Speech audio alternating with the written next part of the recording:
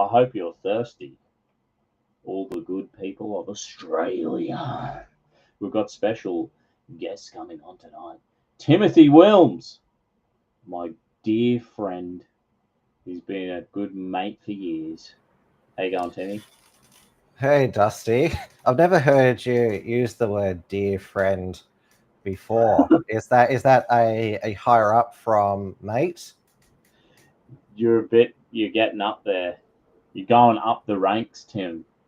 All that you put up with, my drunken behaviour, the banter, you never leave me. These unpredictable guests that you've sprung on me over the years.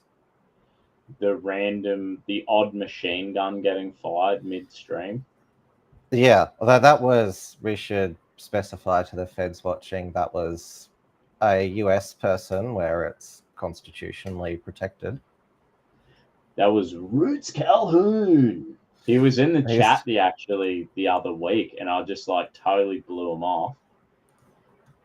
And I know how it goes. I think he's sober now, but he was a chronic alcoholic. He'd be like, "It's 4 a.m. here, man," and he's just blind drunk, tinkering on his truck, listening to us. You're just like, this is not normal behavior. But he was a legend.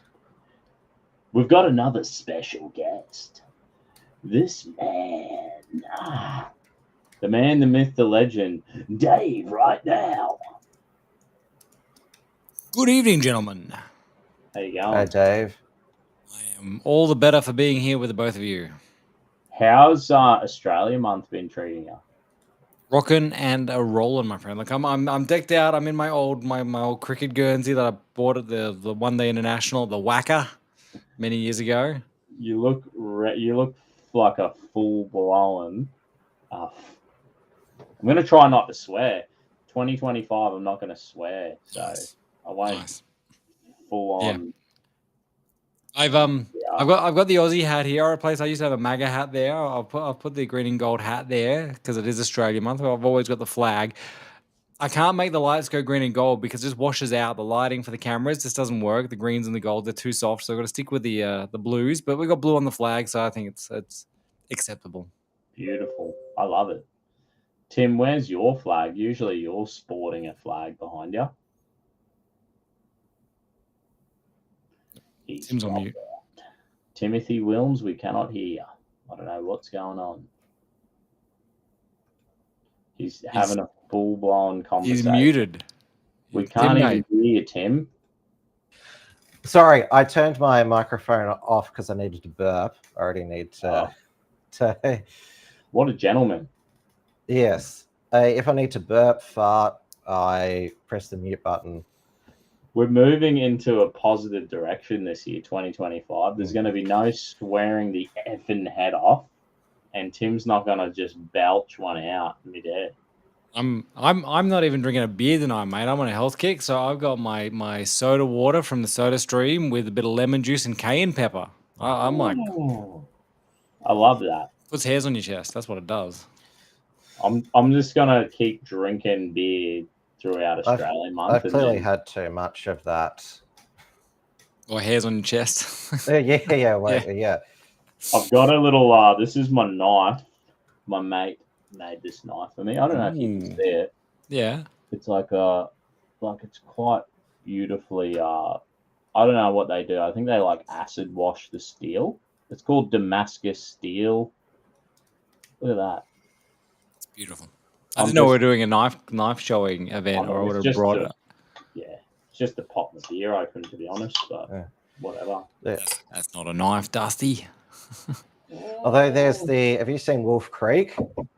Oh my goodness, I saw it once and that was enough. Mick Taylor here, and I'm gonna break the non-swearing. One of the Sheilas is about to murder. She's got some kitchen knife trying to stab him, and he's like, "That's not a knife. This is a fucking knife," and then kills her. You've just broken the swear rule. Well, I'm quoting a movie. It's an iconic line by John Jarratt. Nah, now I want to see that movie. He's a freak. How many people does he kill? in the movie? Half a dozen? It's On in camera? the sequel. The death tally goes up, as it I'm not always watching the does in sequel. I have no horror interest. sequels. I'm not big on horror movies to begin with, and we were at a frat my sister-in-law's house, and they put this Wolf Creek thing on. I had no idea what it was, and I'm like, oh, what is this? This is so bad. Yeah, Well, I don't there's really the- do horror, actually. There's Like, the Terminator scene where- 2 is, like, I think that was classified as horror. Like, E2? one and No. Sci-fi. What about The Yeah. Predator? That's not horror. That's just sci-fi. Action sci-fi, yeah. Action sci-fi. But yeah, I don't really do horror. What's What's the most freakiest thing you've ever? Do you reckon any Yeah. ghost experience? No, but Tim, what's your go-to horror film? Like, are you a horror guy? Yeah, I've seen heaps of them. I'm not sure. Probably the Scream franchise is pretty good. One that did my head in as I saw it at the cinemas. That's how old I am. The Ring. Nobody goodness. uses VHSs anymore, so I don't know. Is there going to be on a streaming service? That was- Horrifies That me. was mental. That film. and nobody That was- has landlines either. Yeah, that was bad. Bad. The Ring. That was not good. It was always funny when like she like came out of the TV and murdered them, and their face was like their tongue was like halfway down. Just the whole like peeling the fly. Everything about it was just. I haven't watched it for a long time, but Evil Dead 2 is a classic. With what's his face? Oh, with his boomstick. Ash is the name of the with character. the chainsaw arm and all that. Yeah, that guy. That's like beyond a. That's more like slash comedy slash action. Like it's. Well, the second one is the first one. They were going for a bit of proper horror. Yeah. It came across a little bit corny just because it was such a low budget film. It looks a bit B grade. That was a terrifying film. Like it was pretty freaky. Yeah. What was it like? There was a. The Necronomicon or whatever, they found the Book of the Dead, and they revealed it, and all this stuff started coming up out of the attic and killing them all, and disembodied hands and stuff, and like he cut his hand off. That's why he ended up with a chainsaw hand or something. I don't know. Did any of you watch the Goosebumps children's horror growing up? Nah, it was, That was pretty scary. after my time. Yeah, the two like where they made multiple series was the Haunted Mask, where it would change your personality and then it could get stuck on, and then there was the Evil Dummy, where like the family would get a dummy and then there's some card in it, and like they'd read it and then the dummy comes to life and starts terrorizing them. That's weird. Yeah, so No. if you ever get a toy which has got some strange card writing on it, don't read it out. Yeah, I mean, when I reckon the freakiest thing, and what about the freakiest thing in real life you've experienced? Like, even like, we went hunting out west. It was northern New South Wales, northwest inland, and it's so like isolated, and like having to go take a dump at like 1 a.m. in the morning, and you're like, I was just like, I'm taking my rifle with me. Because it's just like Yowie country. I'm like, I'm going to get my arms ripped off and be like, drop bears. you know what I mean? You're just like blind, drunk, stumbling through the woods with a torch, being like watching for spiders and snakes. And you're just like, if you're like tripped over the wrong way, you'll a goof. It's going to be a horrible experience in the middle of the Not a night. good place There's to no be. room for error. I think like in this state, maybe my mind was like the risk factors are increasing. Even walking to go take a dump in the woods, you're like, I could roll my ankle and then I'm fucked. You know what I'm saying? So your brain just freaks out a bit and just like, Hey, Dusty, language. Language. Yeah. He's dropping F-bombs already, mate. Not even 10 minutes in.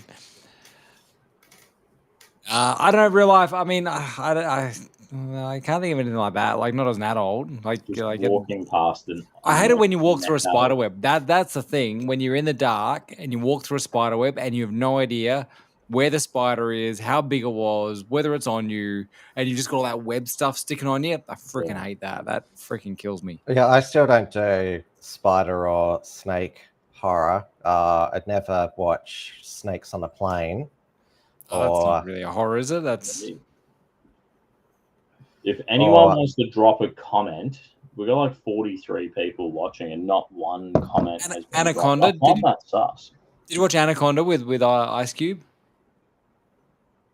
No. That was No. pretty crazy. That was again just bad CG snake effects. Like it's kind of funny some of the stuff in that one.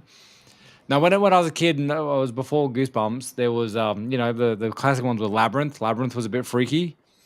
A lot of the Jim Henson stuff. There was this other series I looked up called The Storyteller, where they had all these weird stories that were all semi-animated with Muppets things and sort of these sort of semi-fantasy Like horror Hollywood folktale things. They were pretty freaky, some of those. There were a few of those sorts of shows back in the 80s and 90s, early 90s that were a little bit weird. Yeah, what was up with that shit? Now, like, I reflect back and I think, do you ever remember watching the Batman cartoon series? You know, he was like wearing grey and he'd be like bashing people. Like, it was the most violent, hardcore stuff. I'm like 5 years old. I'm like I'm like, yeah, we should watch that. Remember this? Me and my older brother were watching, like, our kids are around. We were watching like the original X-Men cartoon and the original Batman kind of when we were kids. And we're like, we've got to turn it off, mate. It's like, you know, there's like drug addicts and, you know, just horrible stuff happening. And I'm thinking, whoa. Yeah, now the some of the Muppet stuff, the Henson factory gear in the 80s, like was pretty creepy. I'm just looking at some of the storyteller were like videos, like 2 or 3 stories on a video. You'd hire this thing. You like would proactively choose to bring this stuff into your house for your children. And you look at some of the cover photos for this thing, and you're going, that is freaky. Why are you making children watch these weird, demented, scary tales of Beetlejuice? Muppets and Giants? Oh, that was kind of an adult film though. Storyteller was aimed at kids. It's like Never Ending Story had some freaky scenes in it that were like this was some stuff made for kids. No wonder we all grew up a little bit harder than the current generation because we were scared to death as children. Horrified. Yeah. Twisted. Yes. How many barbecues have you lads had during Australia Month? I swear, I've just been like every 3 days we're getting people come around, have a barbie, jump in the pool.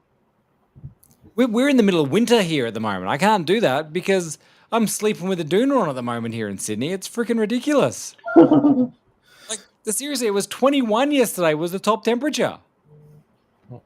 I thought it was supposed to be winter in the US. Yeah, California's on fire, and our media, they were expecting bushfires here. They're fucking scumbags wanting our media here, basically wanting like bushfire disaster porn. But they're now, there's this.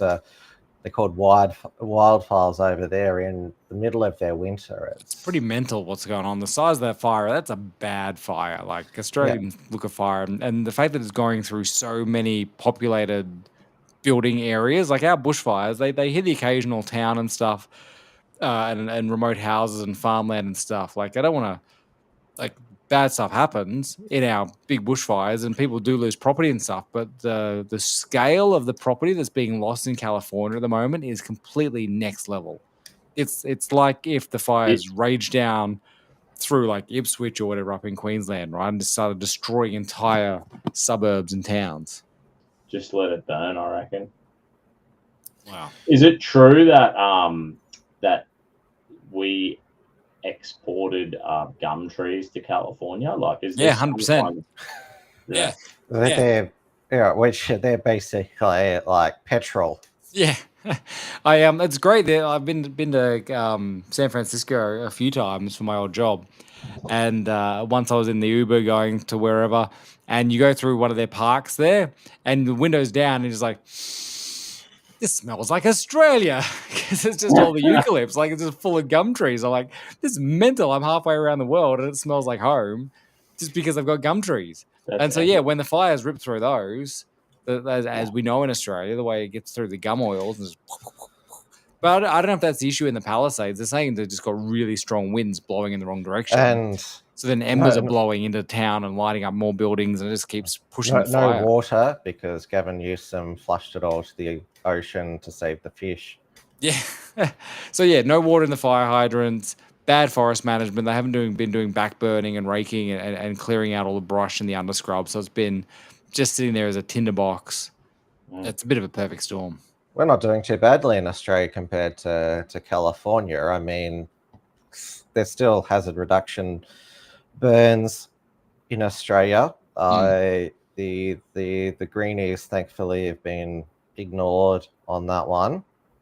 Do you reckon if you were like a crazy Islamic extremist and you're like, I want to fucking do a terrorist attack, you just like drive down the road flicking Winnie Blues out the fucking car? Yeah, but don't they want to claim responsibility if they do it?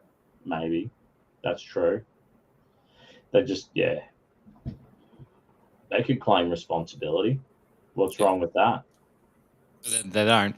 But then you see the news footage of like little like media things flying in or out of the fire, and people are like, oh, it's aliens, it's like a space attack. And I think I saw one guy put a picture on there, which is a far more reasonable explanation, which is, barbecue gas cans, just lighting up and just shooting. There's plenty of explosive stuff in people's houses, as there are all these fuel canisters and stuff that would be lighting up, or morons trying to send their drones in to get photos of it. You can see that kind of stuff happening.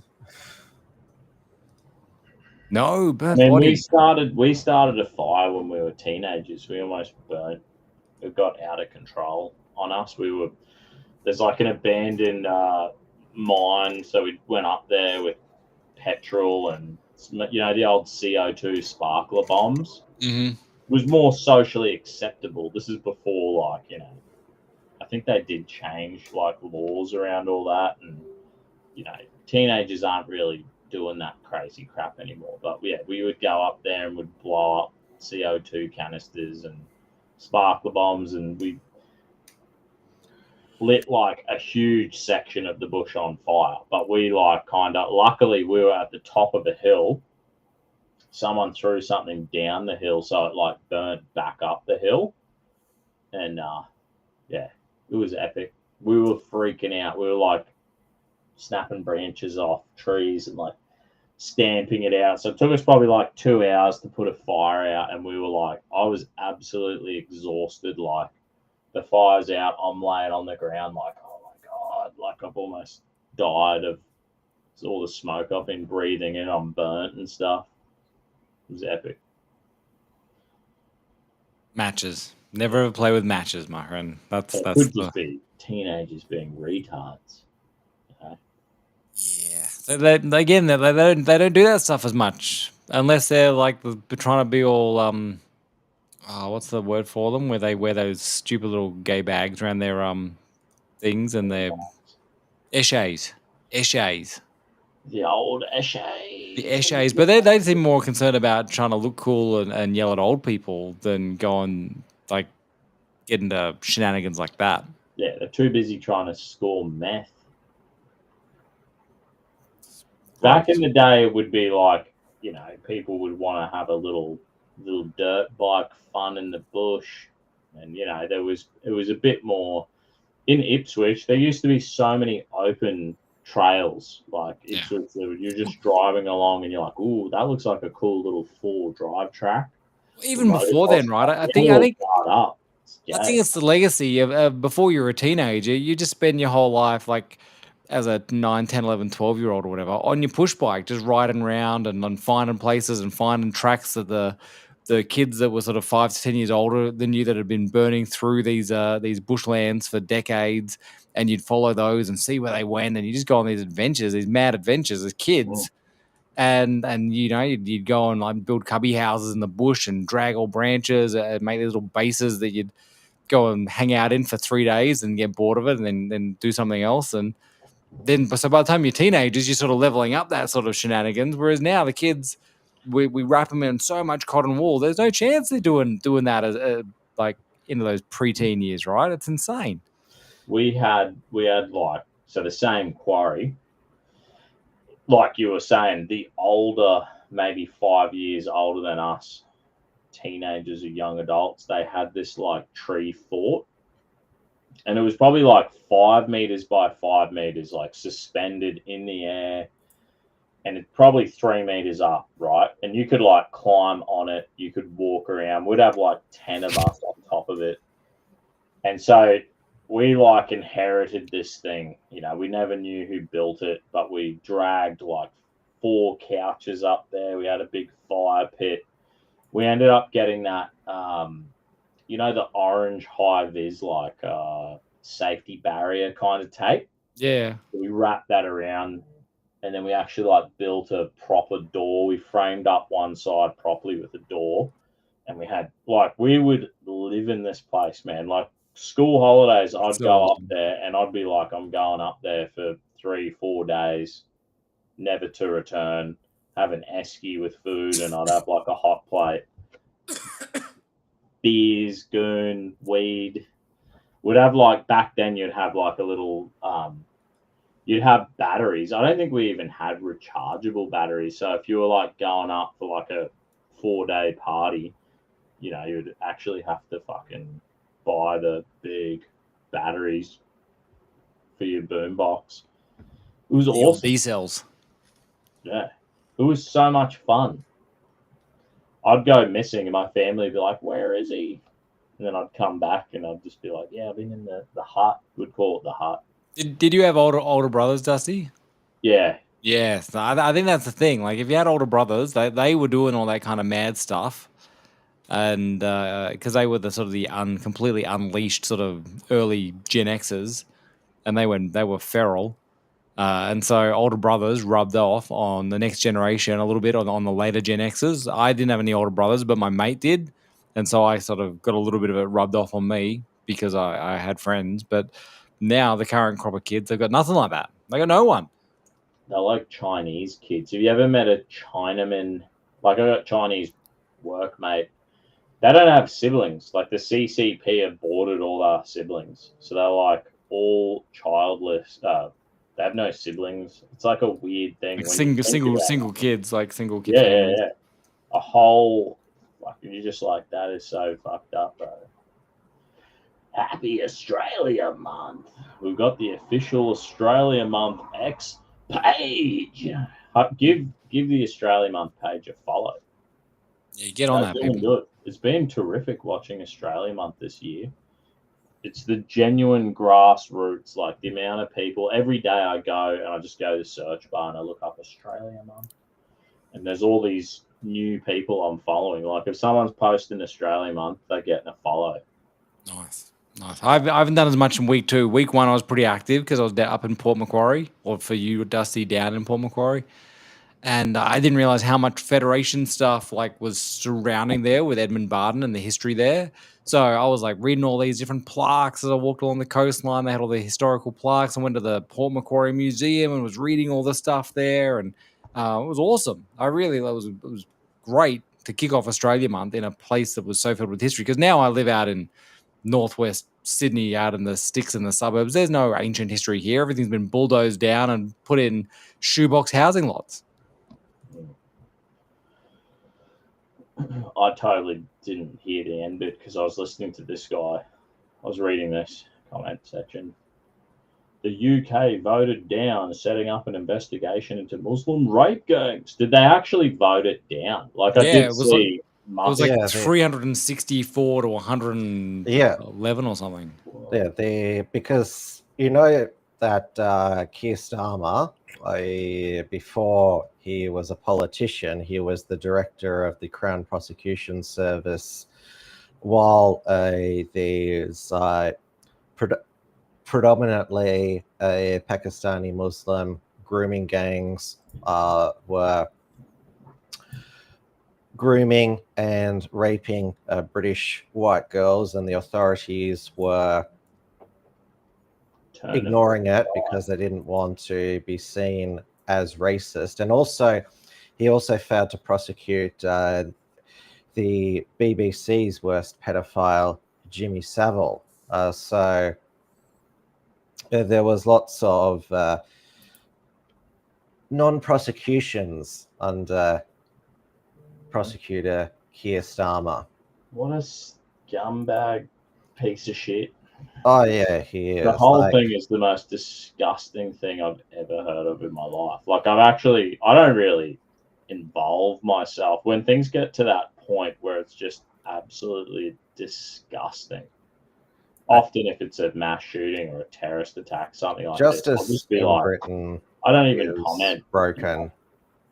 And this is what the left has done, though, right? With like whether it's we don't want to appear racist, so let's pretend that those people that have been coming in from other countries and believing in the religion of peace, we couldn't dare assert or allege that they're doing things because that would be improper. So we'll just let our people deal with the consequences. And we've done the same thing with Sheila's and Spore, right? Oh, we don't want to offend that person who's chopped their knob off, or maybe they've just tucked it back because they've said they're a woman. So it's polite. It's polite to say, yes, you're a woman. Now go to that boxing ring and beat the crap out of the other woman.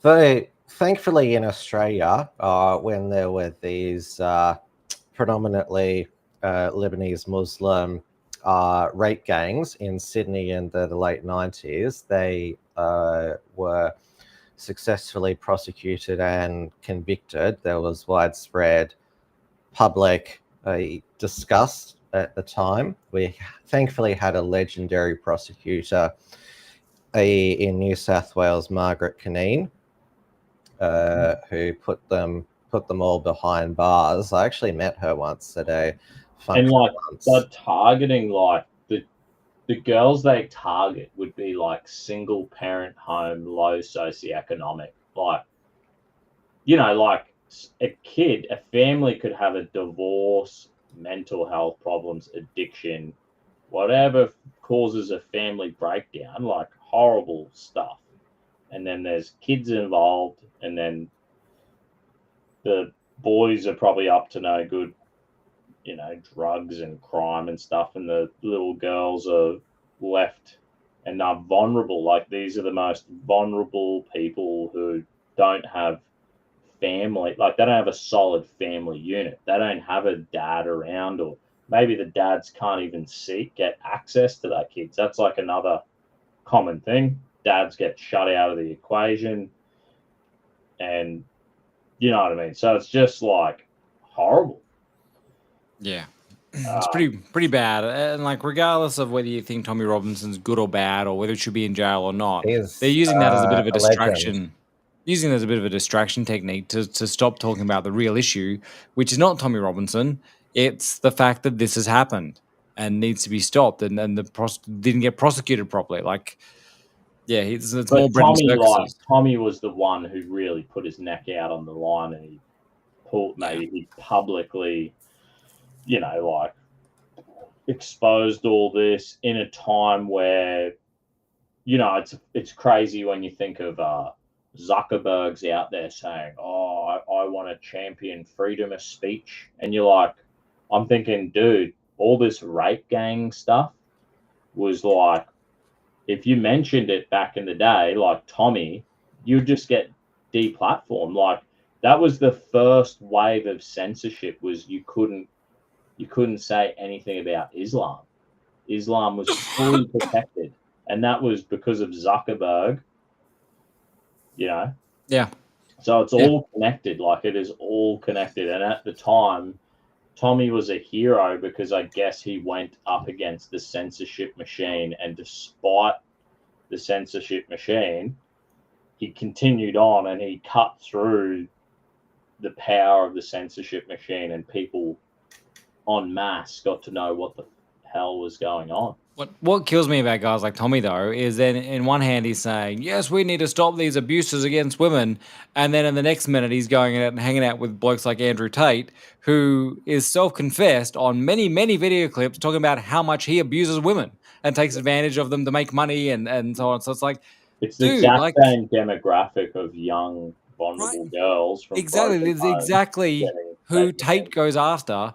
And so, like, why are you picking and choosing, Tommy? Why is it okay to hang out and have Tate as your top G, who has also said that he's a Muslim now, as he's living over there in Romania under house arrest, waiting for prosecution for his alleged crimes? Which, like I said, the guys like Milk Bar TV on X have got such a litany of video archive footage from Tate himself admitting to doing all of this devious, horrible crap. I think Milk Bar TV harps on about Andrew Tate too much when he could be. Like, obviously, he puts out other great content as well, but I think he's too fixated on Andrew Tate when he could be making content which is less like divisive on the distant side. We, as creators, we all choose our targets. I know, and what's important to and us. And that's just some people probably my. say I've done too much on net zero stuff. Like I look through my archive and I've done heaps on energy Well, and we net all zero. agree that net zero is going to lead us to year zero. Yeah, I mean, but I'm just saying, and I know Nathan's been a part of my Awakened Aussies show on Mondays, which is coming back this Monday, by the way. New look, new panels. But and I think Nathan's done some really great work.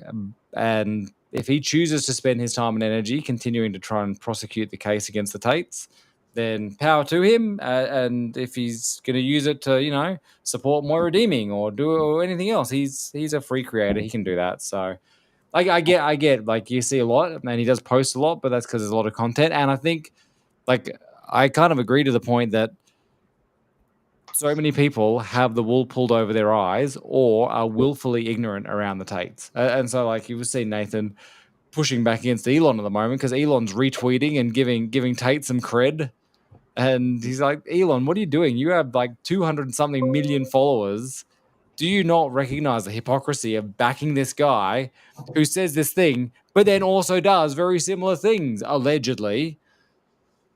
It's pretty crazy. And so calling out the double standard, I get doing that because otherwise so many people continue to go, oh, yeah, he's a top G. Oh, yeah, he's empowering men. Oh, yeah. What's your problem with He Andrew just Tate? seems to, from what I observe, Andrew Tate just sort of go where the popular opinion is. I mean, it's funny him talking about we need to save white Britain when he's half black himself. He seems to be erasing his black side now. Yeah, I don't know. It's the opposite of everyone else, right? You got people like Lydia Thorpe that are trying to erase their white side. Do we reckon that she puts on a bit of extra makeup? Mate. She certainly hasn't gone down the Stan Grant path, that's for sure, with the tanning machine or whatever Stan's done. But mate, I was looking pretty fucking tanned over the Christmas break. Oh yeah, me too, mate. Like my tan lines are.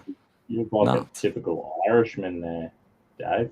Yeah, with the alabaster sort of white straight into the brown.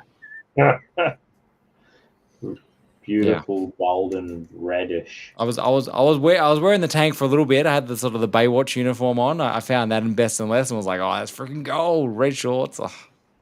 But yeah. Anyway. So what about Zuckerberg then? You reckon people are going to go back to Facebook? Who is on Facebook and what's it like over there? Because people on Facebook are the people that never left. It's so boring. Grandparents. It's grandparents and it's your suburbs community groups. That's pretty much what it is, right? That's what Facebook is. It's the little community group for the suburb, for the residents to whinge and moan and complaining about, you parked across my driveway. Oh, there's fireworks upsetting the dogs. and meme And I accounts. jumped in quick on the Facebook and went crazy. And, back when there was, I don't know, lots of fun protest Brisbane City, and somehow I Oh got yeah, Facebook deplatformed, was. fiercely deplatformed, like at the level of Tommy Robinson. Like Facebook went after me, bro. Facebook and Didn't it go Instagram. after all the Proud Boys? Yeah, we got mass deplatformed. They went after the day my son was born. They deplatformed my wife across Facebook What? and Instagram. Yeah, just for like, I think she was like mid posting a photo of our newborn son, and it was like gone forever, just wiped. And she's not political at all. Didn't really care about what I'm up to. I'm just, someone with an opinion, and she's probably more politically minded now. She's like more aware. Like everyone's become more aware. Like back then, I think we were sort of like, raising concerns about gay marriage and Islam and mass migration or whatever, all freedom of speech, like the typical stuff of concern. We were just talking about it, like nothing out of the ordinary, you know what I mean? But that was enough to get fully deplatformed, treated horribly. Yeah, I just, even with all this content I do, I just haven't bothered that much. I upload the occasional video there, or when I put up a reel on Insta, I tick the little box and it can go to Facebook as well. But I pay it zero attention because I don't care. Facebook has deprioritized news because they refuse to succumb to this news media code extortion, where governments are mandating that Facebook has to pay news organizations for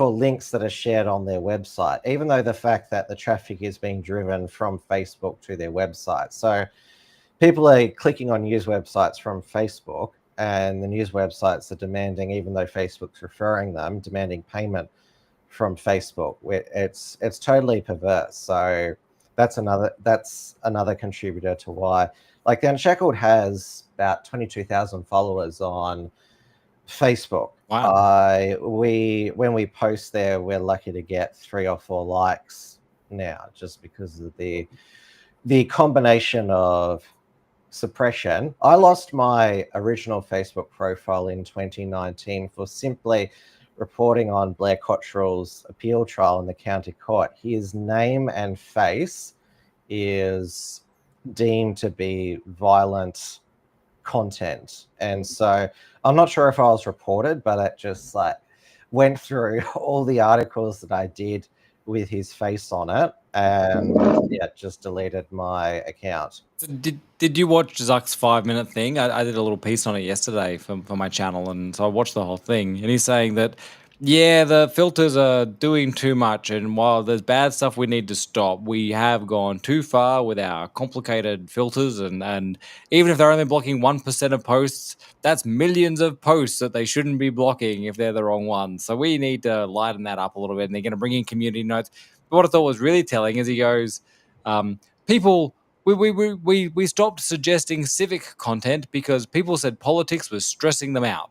But now it appears that people actually do want to be involved and understand what's going on politically. So we're going to start letting that content through again. I was like, so the kind of stuff we do on these channels, no wonder it doesn't get any traction, because I've been deprioritizing it. It's not appearing in anyone's For You feeds or in their little shorts, reel scrolling or whatever, because...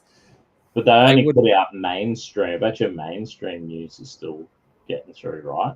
I don't even see. Maybe I'm no, not following them. They're demanding payment from Facebook. The reels, like if you're just flicking through reels, though, you wouldn't see much of my shorts from my stuff because it's politically inclined.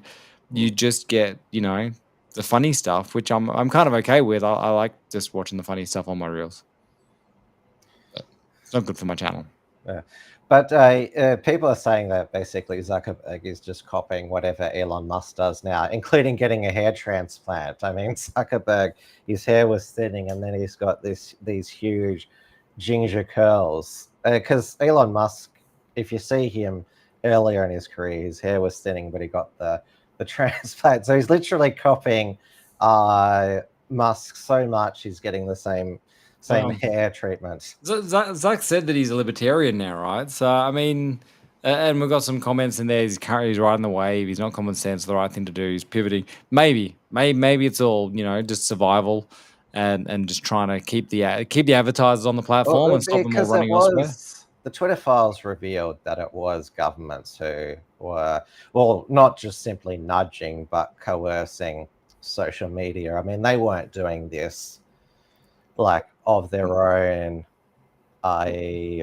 volition, initiative. They were being massively, and I think you would remember, Dusty, after the Christchurch massacre, Scott Morrison demanded Facebook crack down on so-called extremist content. Yeah. I mean, he was a massive cuck during that time, and was during COVID as well. Yeah, that was crazy. It's almost. I remember around that shooting, because I was at a friend's house and I made it on the news in Ipswich. So I remember we were went to my mate's house to watch the New Zealand shooting video. Somehow he quickly ripped it, and he had it on a hard drive or something. So we're let's go watch it. And then we're sitting there about to watch it, and I was scrolling through whatever social media I was on, and bang, there I was popped up on Channel 7 at a One Nation event in Ipswich, and I was yes. And it was so crazy. It was it was the first, I think it was the very first second protest I've went to in my life, and it was about 21 dads commit suicide a week in Australia because they don't get access to their kids. It's that was what the protest was about. And we went there with Malcolm Roberts from One Nation, and the media just absolutely twisted it. They were calling him misogynistic, and they were there's a domestic violence crisis happening, and Malcolm Roberts is here, and he's all this crap. I was holy shit. It's the whole thing was just purely about depression and suicide, and can men get help and have community. And it was the biggest wake-up call for me, because it was you know what I mean? So I remember that night. I remember the night I watched it, because it was the first night I got it on the news. And I mean, that sort of media stitch up's not uncommon though, right? They did the same thing to Moira Redeeming and said she was hanging out with Nazis. They do it all the time. They take one thing and you get a few sort of agitators turn up and they become the story, and they say, "Oh, this rally attracts all these bad types." I was shocked at the misinformation, disinformation rally. That apart from we had that Cossack buffet come and irritate and sort of put up all this, have his own second show to prove that he can have a voice. It's free speech. If we could have a rally in a park too. You can't control who gets to have rallies in parks. I'm that's not the point of the misinformation, disinformation bill, you idiot. So apart from him agitating, there was no other random black hoods or black hats or anything turning up. But that happens all the time, right? Yeah. Everything in the media, you just cannot trust or believe at all. And then racists, the racists you're talking about aren't even racist. With the same logic, every demographic in Australia is racist. Every Vietnamese community, the African community, the Indian community, they're all racist. They all think exactly the same way. It's only white people who can't think in-group preference. So it's racism is just this retarded idea. All they're saying is you can't in-group preference because your skin color's white. Everyone else does. Everyone else thinks about it. Everyone else talks about. Everyone else segregates and looks out for their own community. It's only if you have white skin you can't. Like, that is a fact. So it's like commie speak that we've been programmed to. Well, yeah, I mean, and you know, technically, the skin color has nothing to do with who you are culturally, right? You can have second, third generation Indian, Chinese people that are full skippies. They just still look like their sort of hereditary heritage. And so from that point of view, you go, okay, the skin color doesn't matter. That's not, but it is so often linked with, oh, you look like that kind of people, so you probably, you know, there's a high chance you associate with many of the things people associate with that culture and that background of people. So, you know, you do get like what Zuck said. If we misidentify 1% of people because of their skin color doesn't align with their culture, that's where you get in the troubles. You get all those edge cases, and I know heaps of people like that in my own life. People that came here or like in as you know, as younger guys or their parents did or whatever, and they're awesome. And so this is the issue. So there's this awesome category of people that immigrated and became Australians, and they're true blue Aussies, and skin color doesn't matter. But there's so many people that are coming here that have no interest in being Australian. They just want our resources and weather, and live in their enclaves and keep their own other country culture. We end up with these nations within nations, and we're getting all this fracturing of our social cohesion. Many of them were at the cricket this summer. I see segregation every day, like at my church. We have a multi-ethnic church. We're all Christian, but we all segregate even inside our church. Like the Africans all chill together, the Latinos chill together, the whites are together. We're together, we're Christian, we've voluntarily decided to come to this community together, but we still prefer to be around our own. So there's not a problem. That I have no problem with people who want to voluntarily segregate themselves. I think it's absolutely fine. Well, there is no harm in that. You know what I mean? Maybe there's harm in like being a nasty prick. You know what I mean? And deliberately going out of your way and being an arsehole to different groups. Like I kind of don't. Even if I say I'm anti-immigration and the 2.8 million people in Australia who are on temporary visas, they could all re-migrate tomorrow. Like I do believe that, but I don't believe that them people are. I don't necessarily think they're bad people at all. Like I'm not saying they're bad people. I do want them to leave. I do think it's better for the next generation to own a home, to keep the Australian dream of home ownership alive. I think that prioritizes over them 100%. We have to prioritize that 100% over these temporary work visa people. Doesn't mean I hate them. I work with guys on temporary work visas, good, hard-working dudes. You can have a laugh with them. They segregate at lunch. I segregate at lunch with my own kind. We don't hate each other. We get along. Like, this is the new way it is. Like, this is what multiculturalism is. Like, they pretended it was like the melting pot. I don't know if it really is. Well, there's some melting going on in England of women's faces by acid attacks by men of a certain culture. I mean, obviously, that's quite a bad taste Middle East joke, but that's literally what's happening. I can't see like a Chinese person acting like that. I can't see. So there was that Chinaman who threw the hot coffee over that baby Luca in Brisbane. Dude threw that coffee, and it's also important because as blokes, we also all get tarred with the toxic masculinity brush, which is unfair because we're men. We get hit with this thing, and I think that's the other thing we need to be careful of. That individuals can be jerks, whether they're Asian, Indian, white, Jewish, whatever, Catholic. It doesn't matter. There's individuals that do perverse a-hole jerk things that has nothing to do with all those demographic characteristics. They're just a broken human individual So, with mental problems. according to that Chinaman's friend, when he fled to China, he did it because his visa extension had been denied, so he wanted to attack a white baby. So it was an anti-white hate crime. He was a broken individual. It's got nothing to do with the fact he's Chinese. It's just he But was how like come an China a-hole. isn't like extraditing him here to Australia, Well, hunting that's him down for us? a separate issue. But yeah, I someone shared If we with did me. anything like that, you would go to. I would imagine you'd go to jail for an F-ton amount of time.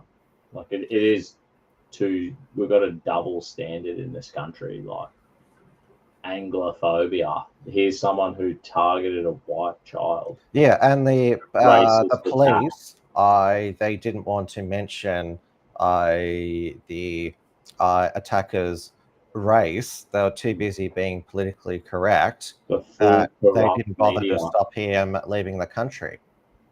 Yeah. I always go, there's two sides to that, right? Like, if you need to share the race so you can identify and track him and you know, put out an APB and let people know to keep an eye out, the whole Crime Stoppers thing, then you should totally be letting people know that.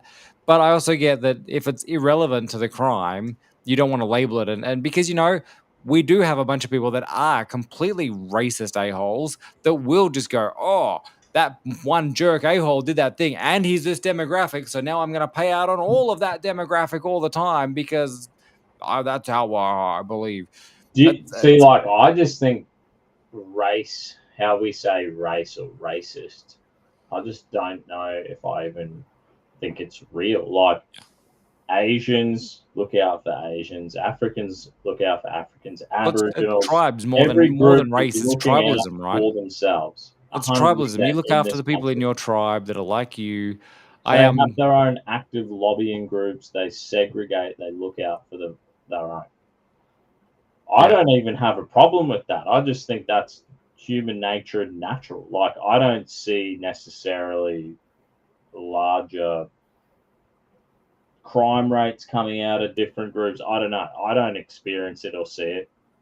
Like, I've had Islanders and Aborigines and so many people go out of their way to help me and be nice to me and polite to me. That's true. That's true fact. Like, so it's like this thing. They'll be like, you are a racist. But it's like, why? Because I self-segregate and I only hang out with Anglos. Though I'm, look, that's a true fact to me. But when my Kiwi friend's dad bashed her mum, I opened up my granny flat and said, yeah, your mum and your siblings, all these Maoris lived in my house. And then when they got back on their feet, the dad who bashed the mum, he lost his job. And I said, mate, come move in. He moved in. He got his life sorted out.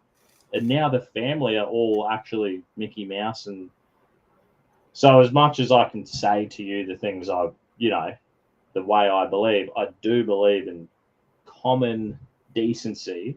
And I do think other races, though they do segregate, also believe in common decency and will treat Anglos very well. I think we all do treat each other very well, but there is what many people are accused of as being racist is not, in fact, racism, just because they want to segregate or they don't want the country to be flooded by immigrants or, you know what I'm saying?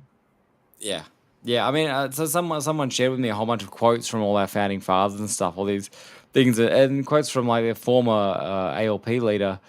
If Australians are ever foolish enough to open their gates to people other than Europeans, they will soon find themselves fighting desperately to stop the nation from being flooded by hordes of non-integrables, and will face vicious racial problems like that of the USA and elsewhere.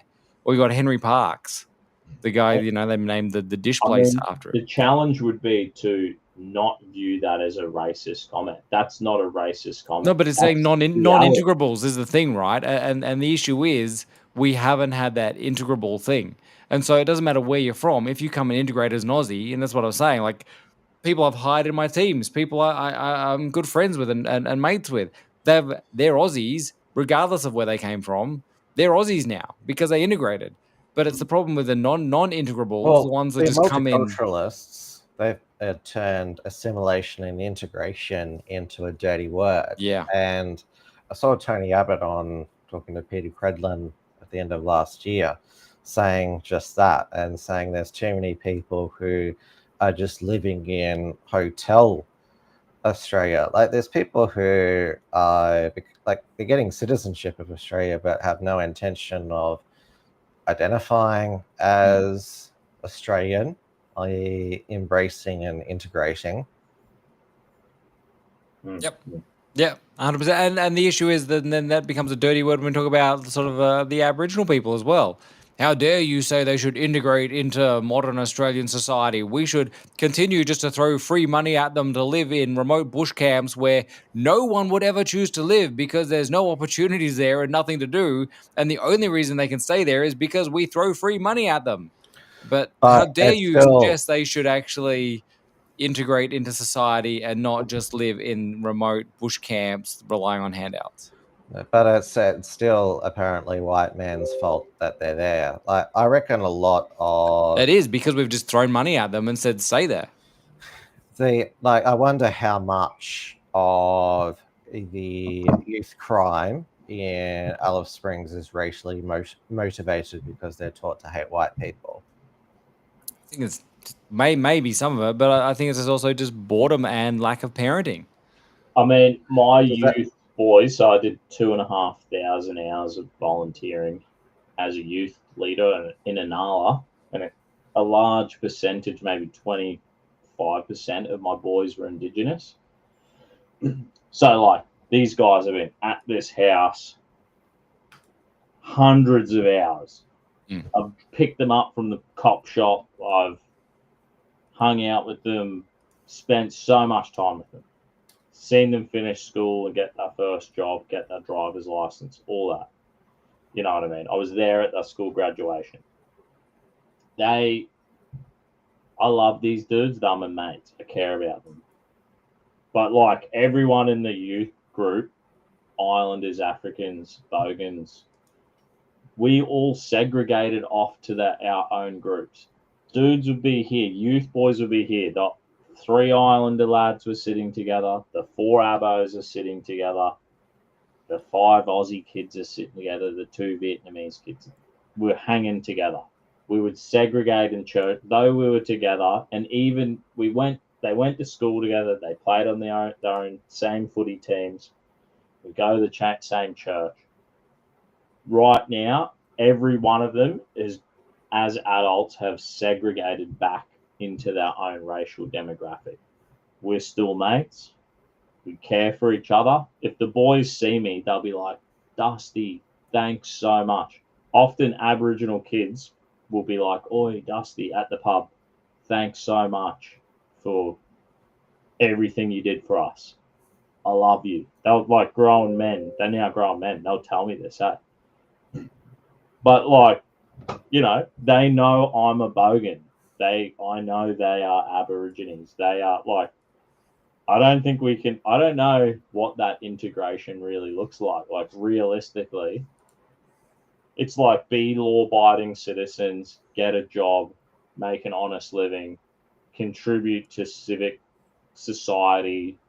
Well, it's not having enclaves of these subcultures that just live in their enclaves and continue to permeate. I grew up in WA, right? And WA, compared to, I don't know what it's like up in Queensland, but I know here in Sydney, there's specific suburbs that they know. It's like, oh, the Italians are there, and the Lebanese are there, and the Chinese are there, and there's these cultural enclave suburbs which are predominantly. We don't have a lot of that in WA. Everyone's just kind of mixed through and scattered around, and so you have a lot more of this integration across different people because you don't have that sort of that enclave, I suppose, is the word I've said way too many times now. Like in Inala, there's 30% Vietnamese, right?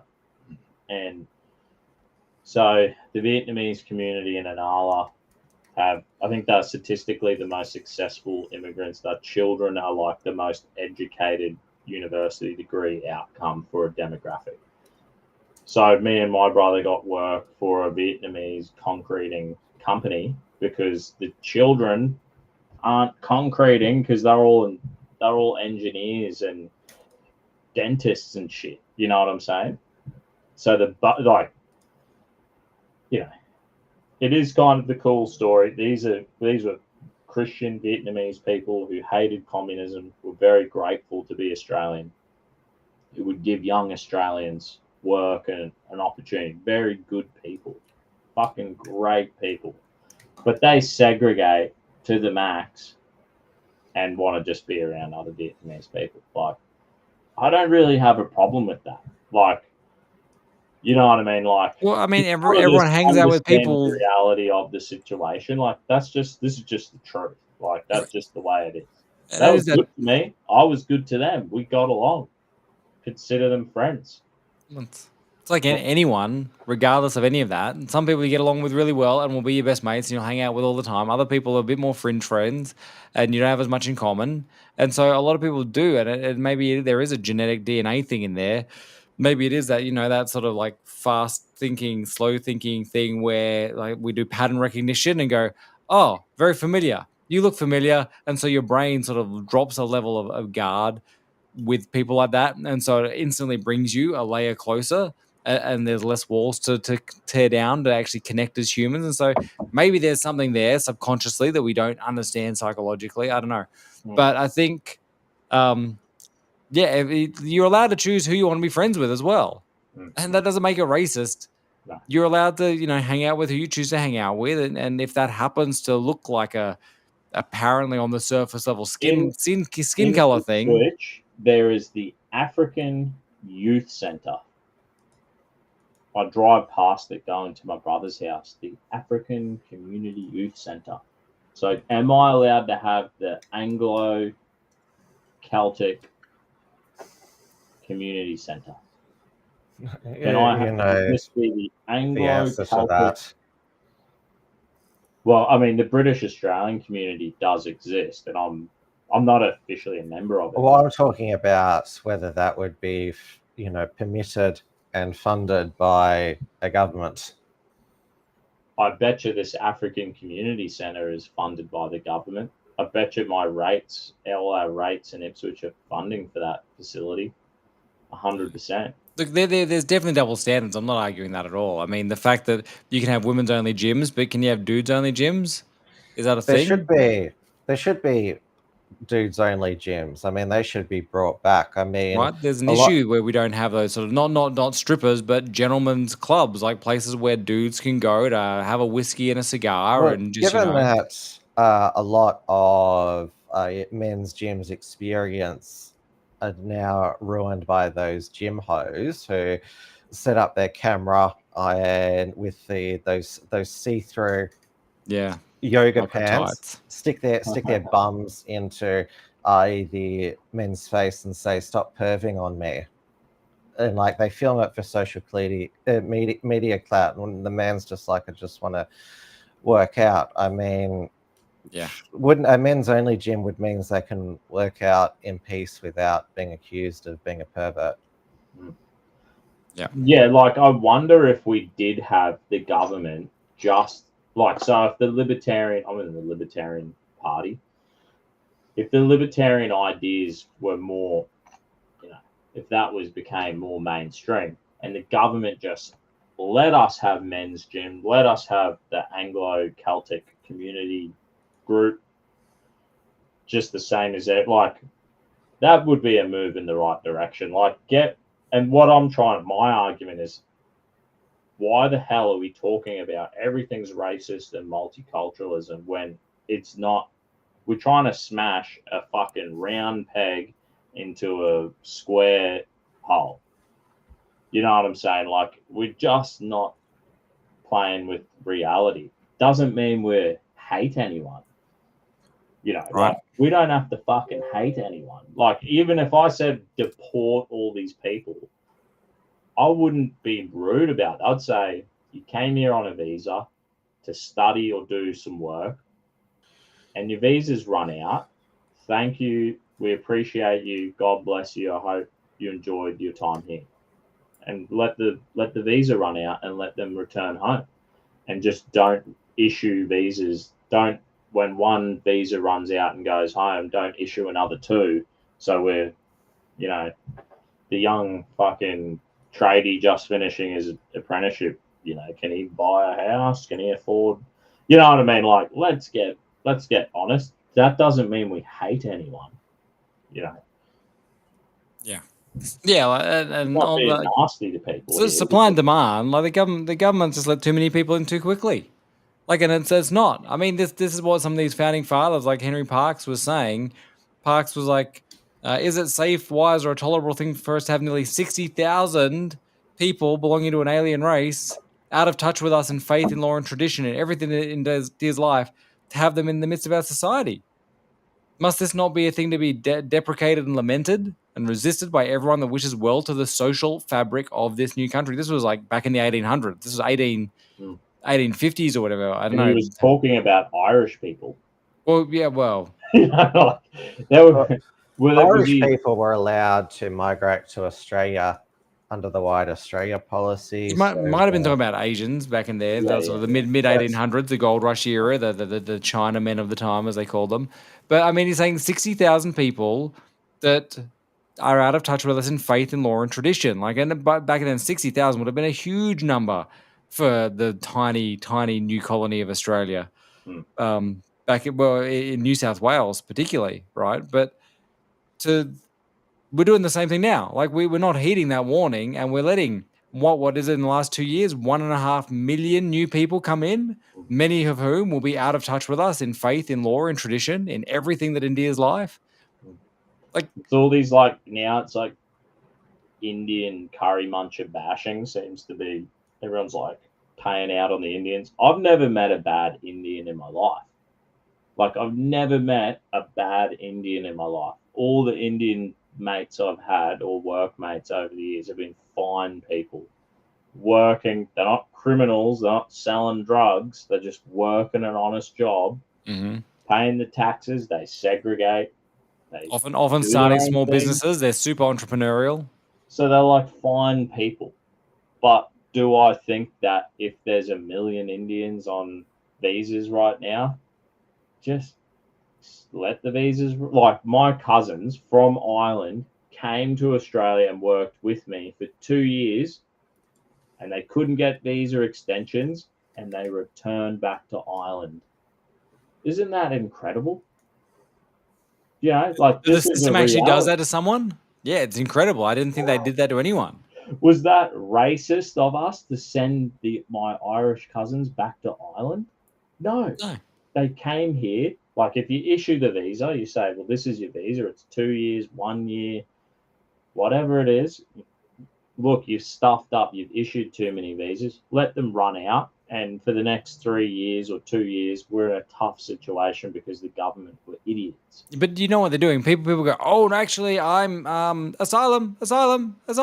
Yeah, and so, okay, we better assess that. We better assess the heck out of your asylum claim. That's going to be another 4 years that you just get to loiter around here because we're not processing these claims fast enough. Yeah. So, yeah, you're exactly right, Dave. That's a lot of people who come on temporary visas are basically staying here. They get their foot in the door and they use that to fully push it open and stay. Here's this. Immigration being quick or slow doesn't make a difference. Our unique behaviors are neurological. It's borderline cruelty to demand that people fit in with an incompatible race of people. And, like, imagine this. Like, I was thinking of this. I heard a TikTok video, and the guy was like, the Pope outlawed inbreeding 1,000 years ago. So, like, apparently they can do tests on the European brain. And because we didn't, continue marrying our second cousins, there are different parts of how our mind is wired. Like, we might be because we have had 1,000 years of this, we actually might, what my theory is people who inbreed might want to segregate and be around their own more because they've had so much inbreeding. They're actually like genetically wired to stay in the group more, where because our genetics have become a little less like that, we've gone out with our breeding patterns. We are more open to other groups. So, like, other groups segregate maybe because they have a longer inbreeding is a part of their culture. Like, every culture was a part of it until a particular time in history where the Pope outlawed it, and bang, we've had 1,000 years of this, and it's rewired and changed the. I don't even. It's created us to be more. It's an interesting theory. It's not just about our breeding cycles and how we are more open to. I think we're more open and we're a bit more creative, and our brains producing more creativity, and it's completely a different way to think. Doesn't mean I think less of someone who isn't a part of this. I'm not saying that they are less of a human being. I'm not sure. I'm a Christian. I believe that they're made in God's image. Genetics are. I believe God created us, and the genetics and the DNA that humans have are so powerful that it could overcome any insufficiency. I don't think there's ever a genetic deficiency argument for anyone. I think like every one of us are made in God's image, and we're completely capable of being proper, law-abiding citizens of excellence. Every one of us. Somalians, you could say Somalians or Aboriginals are the most low IQ. People could say that about Aboriginals. That's a lie. I think the power that God's installed in our DNA is so powerful that Aborigines have the 100% capacity to be excellent human beings and excel in every area. That's what I believe. I believe you see that. That's. Look, I don't think But I think we're different. I think we're inbreeding. I do think that 1,000 years of inbreeding has affected us, and I think what we've had is we've had a legacy of Western culture that's been passed down to us as a gift, which now we're sort of rubbing the dog crap on and setting on fire and going, oh, we have all these advantages, and now it's kind of like that survivor's guilt. I think the problem is that Western nations and Western culture, and predominantly that means you look like us and you happen to have fairer complexion because you come from that Western European civilization. We now stand on the shoulders of giants. We've inherited this great gift of these Western freedoms and law and order and belief in the value of the individual and so many other things that have been passed down to us, not necessarily genetically, but just culturally from the British. That's why I think when you get into the Republic conversations, like the Union Jack's important because yes, the UK is a hot mess at the moment, as we discussed at the start of the show, but think about what we inherited from the history of what that means versus where it is today. So I think that has given us this generosity of spirit, and where that has then been subverted and abused. And in the last 100 years, since Karl Marx came along with his manifesto, and those ideas have managed to sort of wedge themselves into academia, and they've completely played us. They've actually taken advantage of that generosity of spirit, that openness and that inviting and that welcoming nature, and they've used it against us, as we talked about. They've changed the language. They've changed what you're allowed to believe. They've changed what you're allowed to think. And that's not okay anymore. And you can't say those things because then you'll get called a nasty name. And the last thing that white people like being done is being called nasty names. Like, oh no, don't call us nasty names. That's the worst thing. And so we've been culturally like that. Maybe they know that. Like maybe they do. Know. The activists maybe they know that genetically that Europeans, because we didn't inbreed for 1,000 years, they know that we actually are wired to like to No, I don't think it's have a even genetic. It's just broader- cultural we indoctrination. We've don't been like, indoctrinated but to be we don't polite. like being called racist because actually our brain is wired to be more open to other people. We've been taught But to be they polite know and be this nice is people. a genetic fact, and they use it to Yeah, manipulate. that's what it us. is. Like, they know that the people who wrote this crap are like sociologists. You know, the Frankfurt Yeah. Institution and all this are. They from the know that sociology we are taught to be department, nice, that is and fucking the shit. we've been told to be nice and be friendly and polite. And all of a sudden, if you start getting called names, all of a sudden that attacks your sense of identity of being the nice and polite person. And we can't handle that. And so we just bow to their demands. And we end up sort of with all this dodgy virtue signaling because no, look, I am nice and kind. I'm polite and I'm inviting and I'm yes, you can do that. And no, I've had too much privilege. I've inherited all this wealth and this What great about thing an that I didn't deserve. argument? I didn't deserve. This is a stolen land. Why do What I about deserve an to be here? argument of like the alpha male? So, like, if you look at chimpanzees and shit, the alpha chimp often isn't the biggest, baddest, buffest chimp.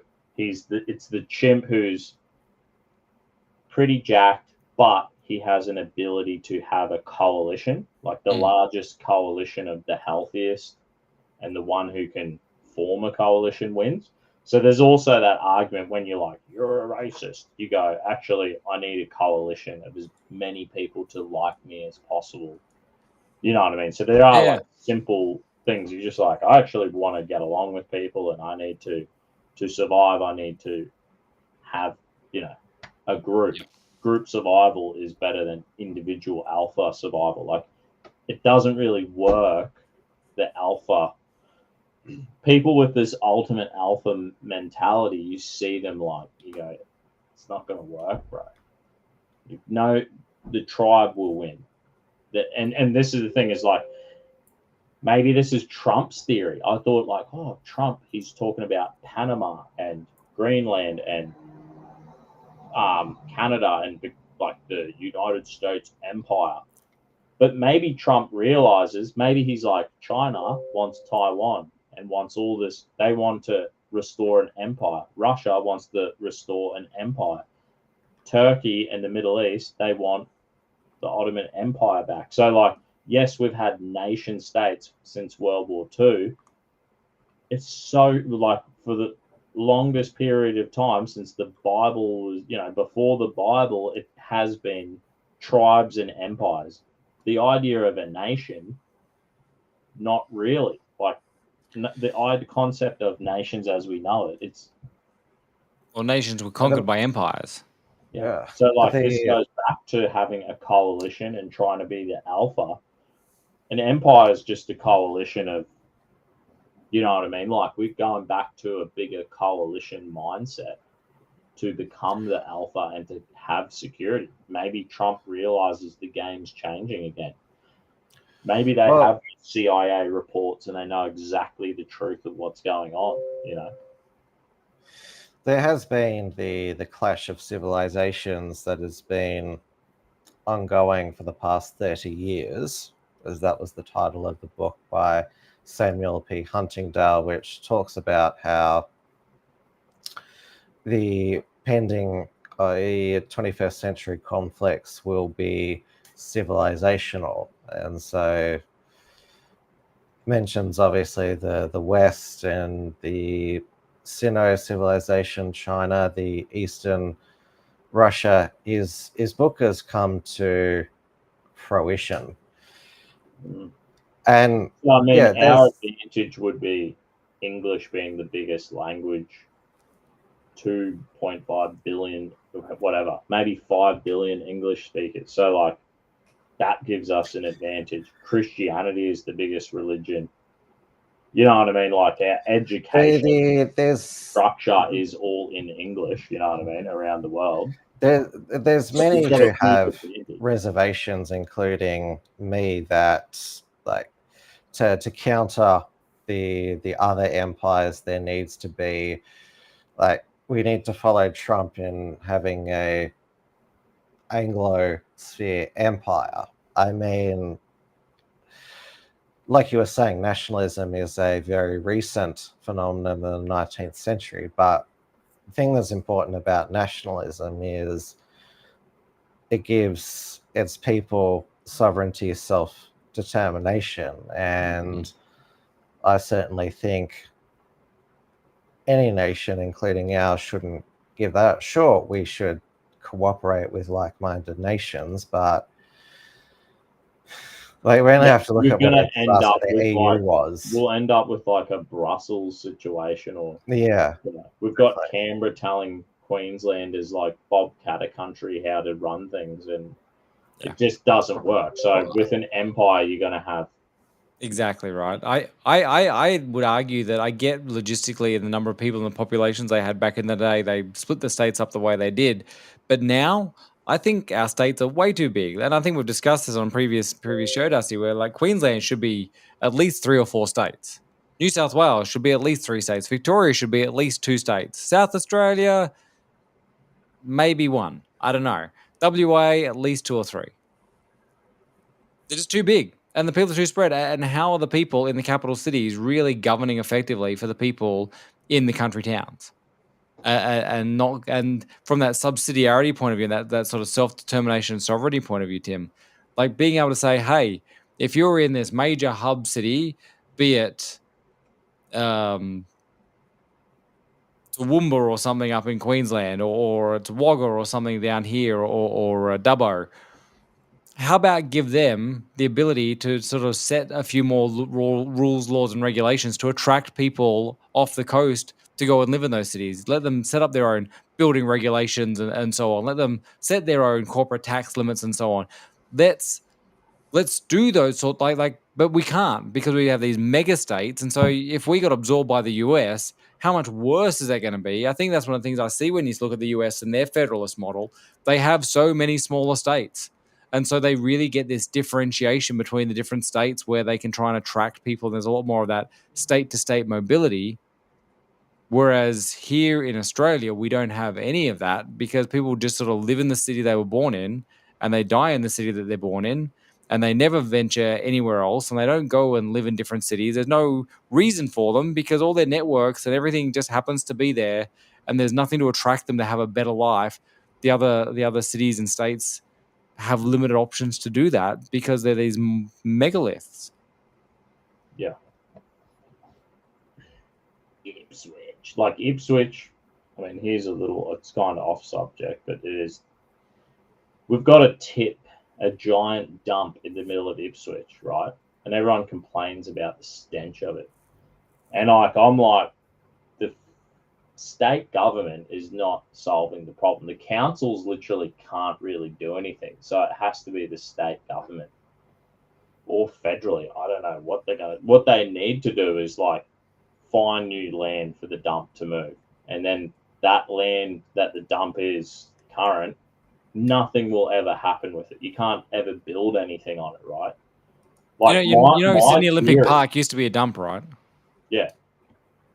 So, my theory, what I want us to do in Ipswich is that area naturally around the dump is where everyone goes for driving and taking their motorbikes. And I'm just like, just make it into a motorbike for drive area. But no, they won't do this because of like regulation, insurance. What happens if someone has an accident? It's like it's already happening now. People are doing it illegally. But like, you know what, if Ipswich had more say of what the hell's going on, maybe they could be like, in this area, you can go to our council website and sign this waiver. And if Jimmy breaks his fucking neck riding a postie bike, and maybe to your point, maybe you don't need sub-states and so on. Maybe some of just a bit of deregulation, libertarian style is all we need, just to empower local communities to do more gear without being tied up in so much red tape. Now, I struggle with some of the looser libertarian policies, but I think there's a lot to be said for some of that deregulation to a point. That's why national libertarianism, Dave, is the answer. You have to have the mixture of the both. Federalist libertarianism. There you go. We're solving the problems of planet Earth.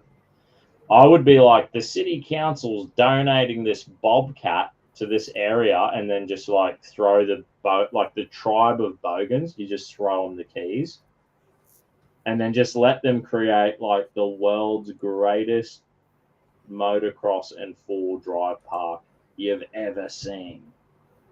Like, just let it happen. And like Ipswich, people in Ipswich would be like, I'm buying a motorbike tomorrow. I'm buying a four-wheel drive. People start getting in debt to like go four-wheel driving motorbike, and it boosts the economy. Like, you know what I mean? Like, it would legit be a win for Ipswich. Could totally happen. And like currently they're boarding up the four-wheel driving and the motorbike tracks. They're telling you need a license to go fishing in the Ipswich River. And then they go, oh, there's a crime crisis. The kids are stealing things. You're like, fishing licenses are retarded. Like Fishing recreational fishing licenses. Most licenses are retarded. Yeah, I mean, we were, like I said, we were up at Port Macquarie, and my son really wanted to do fishing, and I was like, and we looked at the license costs. I'm like, freaking, I'm gonna have to pay tax. And fortunately, the fine print said, you know, if you're an adult helping a person under 16 or whatever, then there's no license required. So children are allowed to fish, and as an adult, you can help them. So I'm like, thank goodness for that, because I almost wasn't going to take him fishing on the principle of I'm not paying this stupid government theft tax for a stupid fishing license just to avoid a fine. I guess we just have, like, at the current state, we just have to be like, F you, I'm going fishing. Like, yeah. I just go, I'm just going to ride my postie bike. I don't care. Like, if my there's a fine, bike is unregistered, it has no insurance, the indicators are smashed on it. I'm going to go ride the postie in the bush. And is a cop going to really... If you're in the bush, it's fine. It's when you start like taking it through the main street and sort of parking up the lights, and then that's a safety hazard. Yeah. But we're going mad. We've gone mad. Like I see a 3-wheel electric postie bikes now. Like, you know, there's no more real postie bikes anymore. They're all e-bikes and stuff now, right? They're like electric 3-wheeler. E-bikes. Yeah, we've just got pushies, but they're the e-bike pushies, like in my area. So they're just driving around a pedal e-bike pushy. Ooh, that's insulting. We have like these 3-wheeler like electric things cruising around. But what I don't understand is, can I go buy one of them for $3,000 and can I drive that thing to work? How come the fucking postie can have this electric 3-wheeler? I would buy one tomorrow and I'd cruise around everywhere on it just for fun. It looks like fun. I'd spend $3,000 on one, but I don't think I can. Yeah, I think in New South Wales there's heaps of regulations against like the segways. You can't just ride the segways like you do a bike on the side of the road. And there's all these laws about what you can and can't do. So those are the little Segway things that you can then like bolt into a little go-karting chassis and stuff. You should be able to just, maybe not in the go-kart mode, but standing up, riding along, you should be able to use those if you want, but you're not allowed to. They're banned. Just do it. My theory is like, just do it. Just do it. And then if the cops get you, just be respectful to the police and just be like, yeah, mate, I'm having a cruise on the postie. I love the cops. One time a meth addict, jumped my back fence, and I think he was robbing my neighbor, and I called the cops because I didn't want to get stabbed by a meth addict over a, TV Xbox he was trying to steal. So I'd be like, I love the cops. Yeah, cops. But are you going to really get upset about a dude cruising around on a postie bike in the bush? So just go fishing. The only ones that are going to get upset about that are the a-hole ones that are on a power trip. Most of them aren't going to care, right? I'm waiting for people in Ipswich to just crack the chainsaw out and like where they've barred up the 4 drive tracks, they just rock up with a chainsaw and just like drop a tree down and then just drive around it. Around my place, there's a few like areas that are still foresty and a few tracks and things where they haven't developed houses yet. And they were putting in some new roadworks, and there was this contraflow, which was this 4-way intersection contraflow. It took freaking 4 hours to get through it. It was insane. But then, like a block over, there was this like dirt track, like this unsealed road that basically connected up the two roads. So you could just skip this whole contra thing. So everyone's just plowing down this unsealed road, and then the council goes, "Oh, that's no good because you're going to put potholes in our unsealed road because it's not built for that much traffic." So then they got the giant concrete, the big barricades, and they barricaded off one end of this unsealed road to say, no, you can't use this as a thoroughfare anymore. So what's brilliant is there was a few gap in the trees. So then people just sort of built a new little track around the barricades, which... Look, I used it because it was freaking awesome. It was such a time saver. Like, now the contraflow's gone now, no one needs it, but the barricades are still there. They are now a permanent legacy that this unsealed road has become a no through road. This is the future. Like, it's like that. What was the Sylvester Stallone movie where he's a cop and he eats the rat burger? Demolition Man. That's the future we're heading in, Dave. Where I do remember what you gotta do. In 2020, when I was it Thirsty Thursday or Cheap Tuesday? We played a clip from Demolition Man because it was like what was happening during COVID because we weren't allowed to touch anyone. There was a toilet paper shortage. Bang! That's exactly right. That's where we're at. Anyway, let's wrap this stream up. An hour and a half. I'm cooked. I'm fully cooked. Yeah, I did my own Wilms front show earlier tonight. So I did a double shift. Oh, just name it Thirsty machine. Thursday. The early Thirsty Thursday show. Yeah, and I'm all out. So that's a wrap for me. We've got 2 Australia Month events coming up in beautiful Queensland. I do want everyone to know. I should have.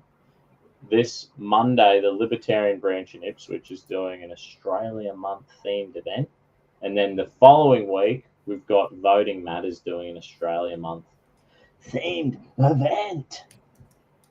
So, and then we've got Australia Day barbecue coming up. We just got our council approval this afternoon, just before I was live on air. So, Australia Day barbecue, the big family Australia Day barbecue is happening, and we jumped on the bandwagon and started advertising it before we even had the permit, but now it's official. We were going to do it anyway, like we were saying earlier. Just do it and be polite and friendly if anyone gets upset. That's awesome, man. That's awesome to see you doing that sort of stuff. We're a bit lower key down here. I don't think we're doing any big events down here in Sydney land. I'll be having mates over for a barbie on Oz Day and continuing to try and peddle my t-shirts. I sold one. I sold one of these today. Amy, thank you, Amy, for buying the Dave Right Now Australia Day Jan 26 always was, always will be shirt. Nice. Last night I actually bought. I went to the One Nation website and I bought some thongs, Australian made, on that website. Nice. So that was sick. Hopefully they should get here in time. Does your shirt come in black, Dave? Yes, there is a black version. I might be tempted to go buy one. Nice. Free shipping on the Etsy store. Really? Free shipping? Yeah. Very generous. That's incredible. How much does a shirt go for? $29.99. That's reasonable. Yeah. With free shipping included. Shipping included. I'm going to go buy one. You legend, Dave. Rightio, gentlemen. I'll catch you all maybe next Thursday. I've started a new job, so there's a chance that I might get snowed under, but I'm going to try to keep Thursdays alive. We'll see how we go. I don't think I'll be able to help myself. Thanks, Dusty. Well, thanks for having us, mate. And I'll get you on an Awakened Aussies in the coming weeks and months. Legend. Thanks, everyone who tuned in. God bless you. Thanks, Dave. Thanks.